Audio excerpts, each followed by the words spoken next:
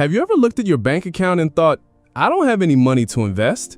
Maybe the stock market feels like some exclusive game only for the already wealthy, while you're still juggling student loans, medical bills, or even just rent every month. That's exactly where Erin Lowry started in Broke Millennial, Takes on Investing. She wasn't rich, and she didn't come from a family with a trust fund. Erin stepped into investing full of worries and questions, wondering, am I doing this all wrong? What she discovered is this: investing isn't a rich person's game. It's a tool that anyone, even you with just a few dollars a week, can use to start building a solid future. If you've ever thought investing was a locked door, this book shows you how to open it with small, simple, and practical steps. And if you'd like to join me on the journey of exploring more powerful finance books like this, don't forget to follow and subscribe. Because sometimes just one timely idea can completely change your financial life. Part 1. Investing is the smart way to build wealth. Erin Lowry begins with a simple truth that's easy to overlook. Saving alone isn't enough to make you wealthy or secure your future. You can leave money sitting in a savings account, but in the US, the average interest rate is usually around 0.5 to 1% a year, while inflation runs closer to 2 to 3%. That means your money is actually losing value over time. Investing is the way to turn today's small contributions into tomorrow's big wealth. At its core is the power of compound interest, when the returns you earn don't just sit idle, but are reinvested to generate even more returns. The longer you let this process work, the stronger the effect becomes. Albert Einstein once called compound interest the eighth wonder of the world because its power is almost magical. Let's look at a real example. Imagine a 25-year-old who invests $200 a month in a stock market index fund, earning an average of 7% per year. By age 65, they will have contributed about $96,000, but thanks to compound interest, the account could grow to around $500,000. Meanwhile, if another person starts 10 years later at age 35 and invests the same $200 a month with the same return, by 65, they'll only have about $250,000. The difference of nearly $250,000 comes down to one simple thing: starting earlier. Erin emphasizes that investing isn't a game of luck, it's a strategy for the patient. The market goes up and down day by day, but over the long run, the US stock market has always trended upward. If you look at the S&P 500 over 30 to 40 years, you'll see a steady climb, even with occasional crashes. That means patience is what truly wins. Take the 2008 financial crisis. Many people panicked, sold their stocks, and emptied their investment accounts. But those who stayed invested and even kept putting money into index funds bounced back quickly.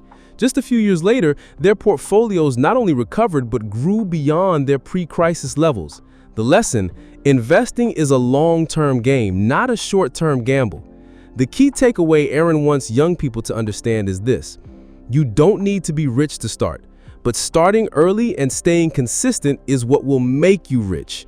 Investing is the tool that helps you build wealth, outpace inflation, and buy yourself freedom in the future. Part 2. Build a solid financial foundation before you invest. Erin Lowry is clear. Don't rush into investing if your financial foundation isn't solid. Investing is like building a house. You can't add the second floor without a strong foundation. That foundation is having control over your daily cash flow, an emergency fund, and freedom from crushing bad debt. The first step is personal budgeting.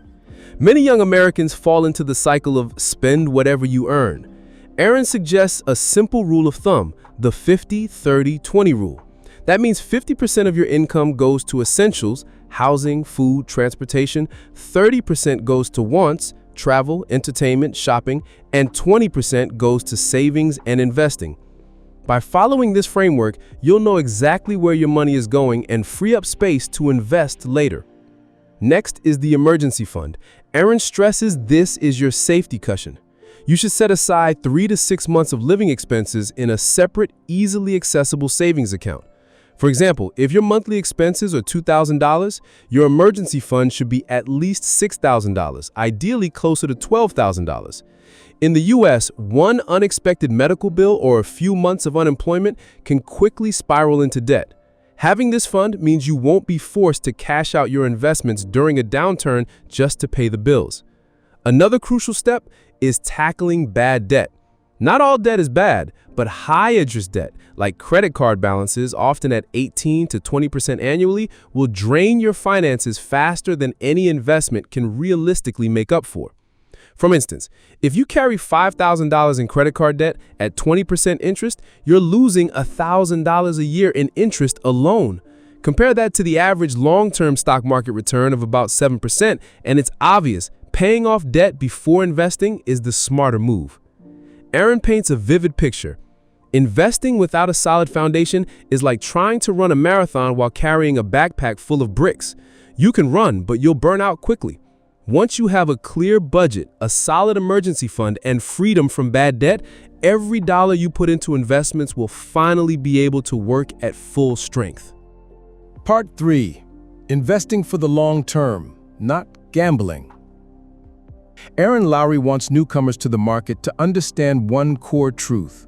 Investing is not gambling, nor is it a one-time bet where you hope to strike it rich. Real investing is a long-term process built on discipline and patience. A common mistake among many young people in the US is treating investing like a trip to Las Vegas, buying a hot stock they read about on Reddit, pouring everything into crypto during a hype wave, or chasing get-rich-quick tips. Erin calls this the get-rich-quick fever. In reality, most people who follow that path lose more than they gain. The market can swing wildly by the day or even by the hour, but true value only reveals itself in the long run. Long-term investing, by contrast, follows a very different philosophy. Buy good assets, hold them long enough, and let time do the work. The US stock market is a prime example. If you look at just 1 year, you'll see sharp rises and painful drops. But over 20 to 30 years, the S&P 500 has averaged about 7% annual growth. That means if you invest $10,000 today and leave it untouched for 30 years, it could grow to more than $75,000, even without adding another dollar. Erin also underscores the power of compound interest. Investing isn't just about putting money in and waiting for returns. It's about returns generating new returns. This is why Warren Buffett famously said, "Time is the friend of the investor." For instance, if you invest $300 every month from age 25 to 65, with an average 7% return, you could end up with over $700,000. Wait until age 35 to start, and you'd finish with only about $340,000, nearly half as much. Think of long-term investing like planting a tree. You can't plant it today and expect shade tomorrow. But with patience and care, in 10 or 20 years, you'll have a large tree that provides both shade and fruit. If you keep pulling it up and replanting whenever you get impatient, it will never grow. What Erin emphasizes is this: let go of the quick win mindset. See investing as a long journey, where steady, consistent steps are the surest way to build wealth and achieve true financial security. Part 4. How to start even with just $5. One of the biggest barriers keeping many young Americans from investing is a false belief: I need a lot of money before I can invest. Erin Lowry shatters that myth. She insists you can start investing with as little as $5. The important thing isn't whether your starting amount is big or small, it's building the habit of consistency and starting early. Today, investing apps like Acorns, Robinhood, or Fidelity make it possible to begin with just a few dollars. Many even offer fractional shares, meaning instead of buying a full share of Amazon worth thousands of dollars, you can buy a small fraction of it for just a few bucks. Erin compares this to going to the gym. You don't need to lift heavy weights on your first day. What matters is building the habit of showing up, so your muscles grow over time. Investing works the same way. A few dollars each week may not seem like much at first, but it builds your discipline and gives your money time to grow. Take Anna, for example. She's 26, working mornings at a coffee shop and afternoons as an office assistant. Anna doesn't have much saved, but she develops a habit, skipping her daily latte and putting that $5 into an investing app every week. That small habit adds up to about $150 a month. Anna doesn't check the balance every day. She sets it to transfer automatically and forgets about it. She doesn't notice much difference in just a few months, but Erin reminds us, time is the ally. With a reasonable assumption, say an average 7% annual return from index funds, $150 a month for 30 years grows to nearly $183,000. That's not magic, that's compound interest working through Anna's habit. Now consider Marcus, a 33-year-old engineer. He still carries some credit card debt, but he's curious about crypto. Marcus doesn't go all in.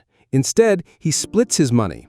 Most goes into index funds through a brokerage account, while $20 a week goes into Bitcoin using dollar-cost averaging. After a year, Marcus has put about $1,040 into crypto. If the price jumps, he gains. If it drops, his loss is limited to what he was willing to risk. His approach lets him enjoy the excitement of crypto without jeopardizing his long-term retirement goals. The takeaway is clear. Investing isn't a privilege reserved for the wealthy. It's a tool for everyone, and you can start today no matter how small your wallet feels. What matters isn't how much you begin with, it's when you begin and whether you have the patience to stick with it. Part 5. Managing emotions and staying calm when the market fluctuates.